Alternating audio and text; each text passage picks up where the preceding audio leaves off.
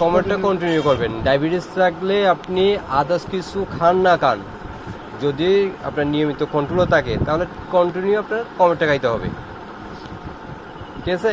Others বিশেষ করে আপনার অ্যান্টিবায়োটিকটা, বিশেষ করে আমরা সবাই সব জায়গায় বলি যে না না না না, এটা তো ডায়াবেটিসের অ্যান্টিবায়োটিক ডোজ কমপ্লিট 7 দিন খাইতে হবে। আপনি যদি 3 দিন খেয়ে বন্ধ করে দেন, ওইটা রিয়েস্টেড হলে আপনি যদি একটা অসুখ হয়, ওই অ্যান্টিবায়োটিক যদি আবার দ্বিতীয়বার ইউজ হয়, ওই জায়গায় আর কাজ করবে না, তখন আপনার থেকে ওইটা ভুগতে হবে।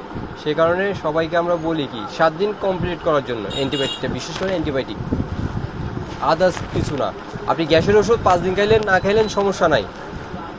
আপনি কাশির ওষুধ, কাশি ভালো হয়ে গেছেন খান নাই সমস্যা নাই, সর্দির ওষুধ খান নাই সমস্যা নাই, কিন্তু অ্যান্টিবায়োটিক 7 দিন কমপ্লিট করতে হবে। কমপ্লিট না করলে এটা আপনার জন্য ক্ষতি।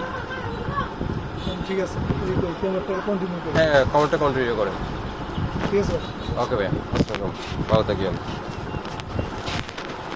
সবাইকে বলবো সচেতন হন, কেননা অ্যান্টিবায়োটিক আমাদের শরীরের জন্য যেমন লাভজনক তেমন ক্ষতিওজনক। কেননা 7 দিন কমপ্লিট না করলে আমাদের দেহের জন্য অনেক ক্ষতি করে। তাই সবাইকে বলবো অ্যান্টিবায়োটিক দিলেই কোনো ডাক্তারের